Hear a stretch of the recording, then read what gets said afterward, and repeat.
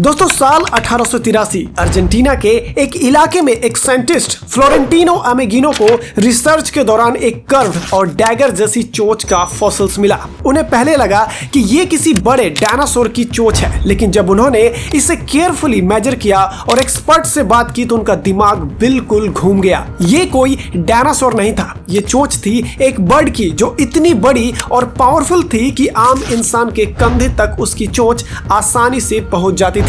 उसकी शार्पनेस इतनी ज्यादा थी कि एक ही झटके में बड़े से बड़े एनिमल को मार सकती थी। उस दिन दुनिया के सामने एक नया खौफनाक हंटर बर्ड इंट्रोड्यूस हुआ जिसका नाम था टेरर बर्ड। बात करेंगे उस मॉन्स्टर बर्ड की जो डायनासोर के एक्सटिंक्ट होने के बाद दुनिया का सबसे खतरनाक लैंड प्रेडेटर बना।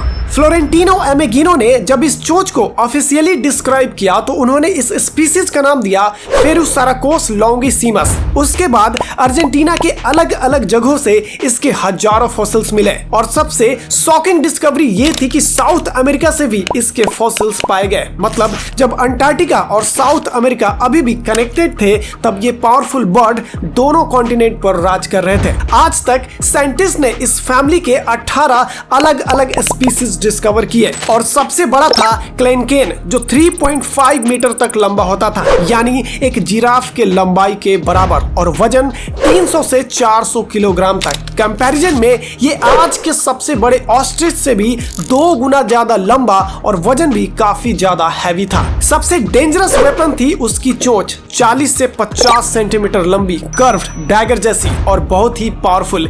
एक ही ब्लो में किसी भी जानवर का सर फाड़ सकती थी और पैर इतने स्ट्रॉन्ग थे कि एक सिंगल किक में बड़ी सी बड़ी हड्डियां टूट जाती थी। विंग्स छोटी होने की वजह से ये उड़ नहीं सकता था, लेकिन दौड़ने में काफी तेज था, 50 किलोमीटर प्रति घंटा। 50 लाख साल पहले साउथ अमेरिका अलग कॉन्टिनेंट था, डेंस जंगल, ग्रासलैंड और स्वैम्प से भरा हुआ। टेम्परेचर भी आज से काफी ज्यादा गर्म था। यह इन्वायरमेंट टेरर बर्ड के लिए काफी परफेक्ट था। डायनासोर के एक्सटिंक्ट होने के बाद इन बर्ड्स ने उस जंगल को संभाल लिया था। वो अनडिस्प्यूटेड टॉप प्रेडेटर थे। अंटार्कटिका में भी जंगल थे और ये बर्ड्स वहां भी कंफर्टली सरवाइव कर रहे थे। और वो टेरर बर्ड एक्टिव हंटर था, वो मोस्टली ग्रुप में हंट करता था। एक बर्ड जानवर को चेज करता, दूसरा बर्ड साइड से अटैक करता था, फिर अपनी पावरफुल चोंच और लेग से उन्हें मारता था। वो ज्यादातर किसी भी जानवर के सर पर अटैक करते थे, जिसके बाद एक ही झटके में वो जानवर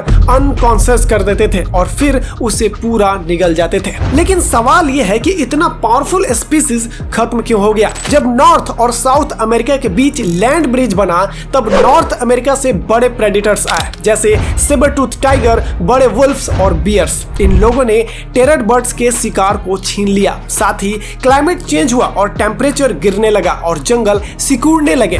टेरर बर्ड जैसे बड़े बर्ड्स के लिए ये नया एनवायरनमेंट बहुत मुश्किल भरा था। लगभग 2 मिलियन साल पहले ये स्पीसीज हमेशा के लिए एक्सटिंक्ट हो गया।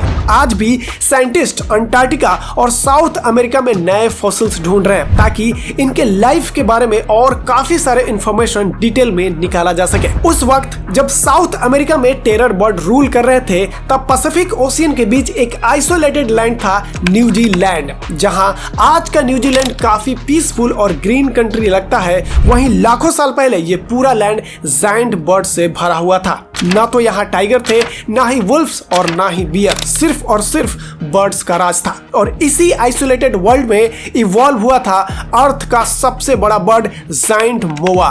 साल था 1891। न्यूजीलैंड के साउथ आइलैंड की एक अंधेरी गुफा में खुदाई के दौरान एक बड़ी सी हड्डी मिली। पहले उन्हें लगा कि शायद ये किसी इंसान या किसी बड़े जानवर की हड्डी होगी, लेकिन जब पूरा स्केलेटन को बाहर निकाला गया तो सबके होश उड़ गए। वो हड्डियां थी एक ऐसे विशाल पक्षी की जिसकी लंबाई 12 फीट तक होती थी। एक ऐसा बर्ड जिसके पंख ही नहीं थे, लेकिन उसके पैर इतने ताकतवर थे कि वो जंगलों में चलता फिरता टैंक लगता था। साइंटिस्ट ने जब उसकी स्टडी की तो दुनिया के सामने आया हिस्ट्री का सबसे विशाल पक्षी जायंट मोआ। लेकिन इसकी कहानी और भी डरावनी इसलिए थी क्योंकि इसे हंट करता था आसमान का सबसे खतरनाक शिकारी हार्स्टेस ईगल, एक ऐसा बर्ड जो लाखों साल तक न्यूजीलैंड न्यूजीलैंड पे राज करता रहा और फिर इंसानों के आने के कुछ ही सालों में हमेशा के लिए गायब हो गया। 19th सेंचुरी में जब न्यूजीलैंड की केव्स और स्वैम्प से और भी फॉसिल्स मिलने लगे, तब साइंटिस्ट को पता चला कि मोआ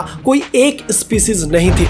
इसके फैमिली की लगभग 9 स्पीसीज डिस्कवर हुई। कुछ तो टर्की जितनी छोटी थी, लेकिन सबसे बड़ा स्पीसीज था साउथ आइलैंड जायंट मोआ। लगभग 3.5 मीटर तक लंबा होता था, यानी एक मंजिला घर जितना ऊंचा। साइंटिस्ट को जायंट एग्स, प्रिजर्व्ड फेदर और स्किन भी मिले। इन डिस्कवरी ने कंफर्म किया कि मोआ एक मासिव फ्लाइटलेस बर्ड था। सबसे शॉकिंग बात यह थी कि उसके विंग्स ऑलमोस्ट कंप्लीटली एब्सेंट थे। मतलब एवोल्यूशन ने उनके विंग्स को पार्शियली हटा दिया था। क्यों? क्योंकि उस वक्त न्यूजीलैंड में कोई बड़ा लैंड प्रेडेटर था ही नहीं, इसीलिए उन्हें उड़ने की जरूरत ही नहीं पड़ी और इसी सेफ्टी ने उन्हें दुनिया का सबसे बड़ा बर्ड बनने का मौका दिया। मोआ का अपीयरेंस किसी डायनासोर मूवी के क्रिएचर जैसा लगता था। उसकी लंबी नेक, मस्कुलर लेग और ह्यूज बॉडी उसे एक वॉकिंग टावर बना देती थी। वो हार्बीवोरस था, मतलब उनकी डाइट लीव्स, फ्रूट्स और पेड़ों की टहनियों को खाता था। उसकी फ्लेक्सिबल नेक की वजह से वो ऊंचे पेड़ के पत्तों को भी आसानी से खा सकते थे। उसकी स्पीड भी काफी इंप्रेसिव थी। इतना बड़ा होने के बावजूद मोआ डेंस फॉरेस्ट में तेजी से मूव कर लेते थे। लाखों सालों तक न्यूजीलैंड का पूरा इकोसिस्टम इसी जायंट मोआ के अराउंड इवॉल्व हुआ था। ग्राउंड पर तो जायंट मोआ घूमते थे और उनके ऊपर आसमान में मंडराता था एक टेरिफाइंग प्रेडेटर, हास्टेस ईगल। ये दुनिया का सबसे बड़ा ईगल माना जाता है। उसका विंग स्पैन लगभग 3 मीटर तक का होता था, यानी एक बड़े सिटी बस जितना बड़ा। साइंटिस्ट के अकॉर्डिंग यह ईगल फुल ग्रोन मोआ पे अटैक करता था। वो आसमान से हाई स्पीड में नीचे डाइव करता और अपने रेजर शार्प क्लॉज मोआ के बॉडी में घुसा देता। एक ही अटैक में वो स्पाइन या नेक को तोड़ देता था। साइंटिस्ट को लगता है कि मोआ मोस्टली पीसफुल एनिमल था। वो स्मॉल ग्रुप्स में फॉरेस्ट और रिवर वैली में रहता था, लेकिन मोआ की सबसे बड़ी वीकनेस थी उसका स्लो रिप्रोडक्शन। एक बेबी मोआ को फुल एडल्ट बनने में कई साल लगते थे और इसी वजह से उनकी पॉपुलेशन जल्दी रिकवर नहीं हो सकती थी और यही वीकनेस आगे चलकर उनके एक्सटेंशन का रीजन बना। लगभग 700 साल पहले पॉलिनेशियन लोग न्यूजीलैंड पहुंचे। ह्यूमंस के लिए मोआ परफेक्टली फूड सोर्स था। उनके मीट के लिए हर रोज मोआ बर्ड को मारा जाता था। वो बहुत बड़ा था, स्लो था और ह्यूमन से डरता भी नहीं था। आर्कियोलॉजिस्ट को एंसेंट कैंपसाइट्स पे मोआ की हजारों हड्डियां मिली। मतलब उस वक्त लार्ज स्केल पर मोआ की हंटिंग हुई थी। साथ ही फॉरेस्ट को जलाए गए फार्मिंग्स और सेटलमेंट्स के लिए, जिससे मोआ का हैबिटेट डिस्ट्रॉय होने लगा। और क्योंकि मोआ उड़ नहीं सकता था, इसीलिए वो इजीली वहां से भाग भी नहीं पाता था। कुछ ही जनरेशन के अंदर दुनिया का सबसे बड़ा बर्ड एक्सटिंक्ट हो गया और उसके बाद हास्टेस ईगल भी सरवाइव नहीं कर पाया, क्योंकि उसका मेन फूड ही खत्म हो चुका था। मोआ की कहानी हमें एक पावरफुल लेसन देती है। नेचर का सबसे बड़ा और स्ट्रॉन्गेस्ट क्रिएचर भी नए डेंजरस के सामने हेल्पलेस हो सकता है। लाखों साल तक जिस जायंट बर्ड ने न्यूजीलैंड पर राज किया, वो इंसानों के आने के कुछ ही समय बाद हमेशा के लिए गायब हो गया। आज भी साइंटिस्ट केव्स और जंगल्स में नए फॉसिल्स ढूंढ रहे हैं, ताकि उस प्री हिस्टोरिक वर्ल्ड के और सीक्रेट सामने आ सके। सोचिए, अगर आज भी जायंट मोआ और हास्टेस ईगल जिंदा होते तो दुनिया कितनी अलग हो सकती थी। वेल, आप कमेंट करके जरूर बताएं कि किसी भी एनिमल या बर्ड्स के एक्सटिंक्ट होने के पीछे सबसे बड़ा हाथ किसका है, ह्यूमन का या फिर एक्सट्रीम क्लाइमेट चेंज का।